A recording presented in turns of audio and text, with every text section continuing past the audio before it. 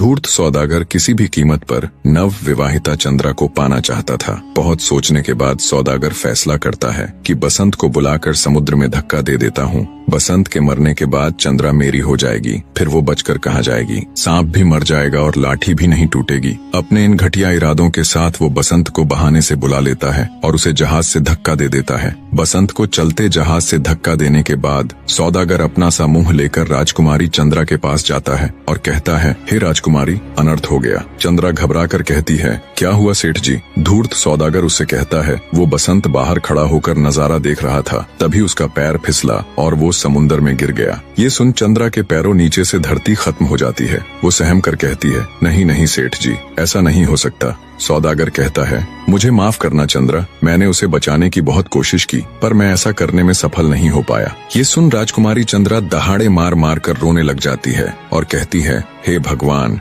ये क्या हो गया? आपने ये क्या कर दिया? मैं तो बसंत के लिए अपने माँ बाप तक को त्याग कर यहाँ आई थी, अब मैं किसके सहारे रहूंगी भगवान? तूने तो मेरा सहारा ही छीन लिया प्रभु। चंद्रा को रोते बिलखते देख सौदागर उससे कहता है, रो मत चंद्रा, रोने से क्या फायदा? भगवान के सामने इंसान का भला क्या बस चलता है। राजकुमारी चंद्रा रोते रोते कहती है, ये मेरे साथ क्या हो गया? एक ही तो सहारा था, वो भी आपने मुझसे छीन लिया भगवान, अब मैं क्या करूं? तब सौदागर कहता है, हे राजकुमारी, चिंता ना करो, मैं तुम्हें अपनी सेठानी बनाऊंगा। ये सुन राजकुमारी चंद्रा के तन बदन में आग लग जाती है। वो खा जाने वाली नजरों से सौदागर को देखती है और कहती है, दुष्ट इंसान, तूने ऐसा बोल भी कैसे दिया? दूर हो जा मेरी नजरों से, मैं तेरी ये घिनौनी सूरत देखना भी नहीं चाहती।